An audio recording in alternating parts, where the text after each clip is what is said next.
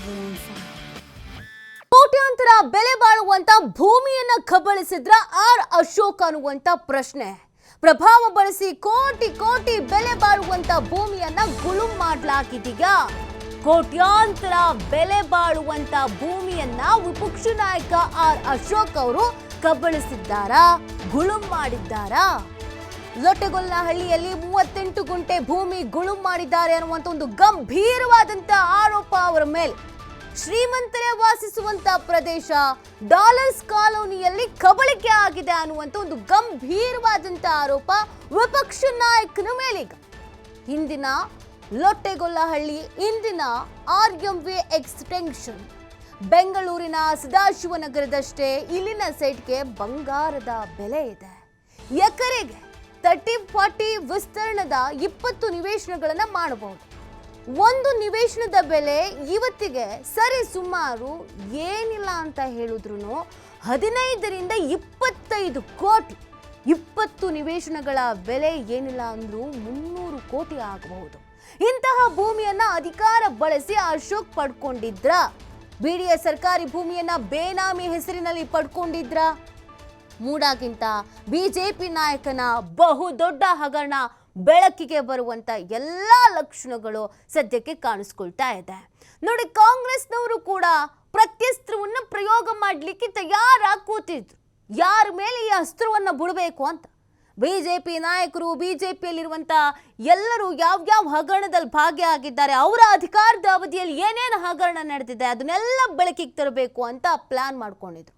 ಮೂಡ ಹಗರಣದಲ್ಲಿ ಯಾವ ರೀತಿಯಾಗಿ ಕಾಂಗ್ರೆಸ್ ಸರ್ಕಾರವನ್ನ, ಕಾಂಗ್ರೆಸ್ CM ಅನ್ನ ಸಂಕಷ್ಟಕ್ಕೆ ಸಿಲುಕಿಸಬೇಕು ಅಂತ ಇವರು ಪಾದಯಾತ್ರೆಯನ್ನ ಹಮ್ಮಿಕೊಂಡ್ರು ಅಥವಾ ಯಾವಾಗ ಮುಗಿಬಿದ್ರು ಆಗಿನಿಂದ ಕಾಂಗ್ರೆಸ್ನವರು ಕೂಡ ಹಠಕ್ಕೆ ಬಿದ್ದಿದ್ರು.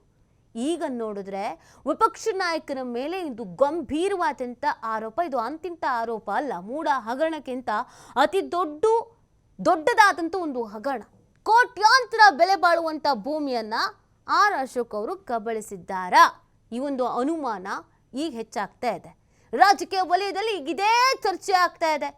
ತಮ್ಮ ಪ್ರಭಾವವನ್ನು ಬಳಸಿಕೊಂಡು ಕೋಟಿ ಕೋಟಿ ಬೆಲೆ ಬಾಳುವಂತ ಭೂಮಿಯನ್ನ ವಿಪಕ್ಷ ನಾಯಕ ಆರ್ ಅಶೋಕ್ ಅವರು ಗುಳುಂ ಮಾಡ್ಕೊಂಡಿದ್ದಾರಾ?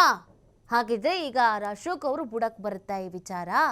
ಅಶೋಕ್ ಅವರು ಮೊನ್ನೆ ತಾನೇ ಟ್ವೀಟ್ ಮಾಡಿದ್ರು, ದೊಡ್ಡ ಟ್ವೀಟ್ ಮಾಡಿದ್ರು ಸಿದ್ದರಾಮಯ್ಯನವರ ವಿರುದ್ಧವಾಗಿ. ಯಾವಾಗ CM ಸಿದ್ದರಾಮಯ್ಯನವರ ಪತ್ನಿ ಈ 14 ಸೈಟನ್ನ ವಾಪಸ್ ಕೊಡ್ತೀನಿ ಅಂತ ಪತ್ರ ಬರೆದ್ರು, ಆಗ ಒಂದು ಉದ್ದದಾದಂಥ ಒಂದು ಟ್ವೀಟ್ ಮಾಡಿದ್ರು. ಇದು ಸತ್ಯಕ್ಕೆ ಸಂದ ಜಾಗ, ಇದು ಕೋರ್ಟ್ನಲ್ಲಿ ಸಿಕ್ಕಂಥ ನ್ಯಾಯ, ಇಲ್ಲಿ ಎಲ್ಲರ ಪರವಾಗಿ ನ್ಯಾಯ ಇದೆ ಅನ್ನೋದು ಗೊತ್ತಾಗುತ್ತೆ, ಇಷ್ಟು ಉದ್ದವಾದಂಥ ಒಂದು ಟ್ವೀಟನ್ನು ಮಾಡಿದರು. ಆದರೆ ಇದೀಗ ಅಂಥ ಅಶೋಕ್ ಅವರ ಮೇಲೆಯೇ ಒಂದು ಗಂಭೀರವಾದಂಥ ಆರೋಪ, ಭೂಮಿ ಕಬಳಿಕೆ ಆರೋಪ, ಅದು ಕೋಟ್ಯಾಂತರ ರೂಪಾಯಿಯಲ್ಲಿ. ಲೊಟ್ಟೆಗೊಲ್ಲಹಳ್ಳಿಯಲ್ಲಿ 38 ಗುಂಟೆ ಭೂಮಿಯನ್ನು ಗುಳುಂ ಮಾಡಿದ್ದಾರೆ ಅನ್ನುವಂಥ ಒಂದು ಗಂಭೀರವಾದಂಥ ಆರೋಪ ಅವ್ರ ಮೇಲೆ ಇದೆ. ಇದಕ್ಕೆ ಸಂಬಂಧಪಟ್ಟಂತೆ ದಾಖಲೆಗಳು ಇದೆಯಾ, ಯಾರ ಕೈಯಲ್ಲಿದೆ, ದಾಖಲೆಗಳು ಏನು ಹೇಳುತ್ತೆ? 38 ಗುಂಟೆ ಅಂತ ಅಂದರೆ ಅದು ಯಾವ ರೀತಿಯಾಗಿ ಅಲ್ಲಿ ಅನ್ಯಾಯ ನಡೆದಿದೆ, ಯಾವ ರೀತಿಯಾಗಿ ಅಕ್ರಮ ನಡೆದಿದೆ, ಯಾವ ಕಾಲದಲ್ಲಿ ನಡೆದಿದೆ, ಯಾವ ಸಂದರ್ಭದಲ್ಲಿ ನಡೆದಿದೆ, ಏನು ಎತ್ತ ಎಲ್ಲವೂ ಕೂಡ ಕುತೂಹಲಕ್ಕೆ ಕಾರಣವಾಗ್ತಾ ಇದೆ. ನೋಡಿ, ಶ್ರೀಮಂತರೇ ವಾಸಿಸುವಂಥ ಪ್ರದೇಶ ಅಂತ ಅಂದರೆ ಅದು ಡಾಲರ್ಸ್ ಕಾಲೋನಿ. ನೀವೆಲ್ಲ ಅದು ಡಾಲರ್ಸ್ ಕಾಲೋನಿ ಬಗ್ಗೆ ಕೇಳಿರ್ತೀರ. ಡಾಲರ್ಸ್ ಕಾಲೋನಿಯಲ್ಲಿ ನಾನು ಇರೋದು ಅಂತ ಅಂದ್ರೇ ಓ ಡಾಲರ್ಸ್ ಕಾಲೋನಿ ಅಂತೆ ಅಂತ ಹುಬ್ಬೇರಿಸುವಂಥ ಜಾಗ ಅದು. ಅಲ್ಲಿ ಕಬಳಿಕೆ ಮಾಡಲಾಗಿದೆಯಾ? ಹಿಂದಿನ ಲೊಟ್ಟೆಗೊಲ್ಲನಹಳ್ಳಿ, ಇವತ್ತು RMV. ನೋಡಿ, ಬೆಂಗಳೂರಿನ ಸದಾಶಿವನಗರದಷ್ಟೇ ಇಲ್ಲಿನ ಸೈಟ್ಗೆ ಬಂಗಾರದ ಬೆಲೆ ಇದೆ. ಎಕರೆಗೆ ಏನಿಲ್ಲ ಅಂತ ಹೇಳಿದ್ರು 30x40 ವಿಸ್ತೀರ್ಣದ 20 ನಿವೇಶನಗಳನ್ನು ಮಾಡಬಹುದು. ಒಂದು ನಿವೇಶನದ ಬೆಲೆಗೆ, ಒಂದೇ ಒಂದು ನಿವೇಶನದ ಬೆಲೆಗೆ ಸುಮಾರು 15ರಿಂದ 25 ಕೋಟಿ ಅಂತಂದರೆ ಯೋಚನೆ ಮಾಡಿ ಎಷ್ಟು ಗುಳುಮಾಗಿರ್ಬೋದು, ಎಷ್ಟು ಇಲ್ಲಿ ದುಡ್ಡು ಹೊಡೆದಿರಬಹುದು ಅಂತ.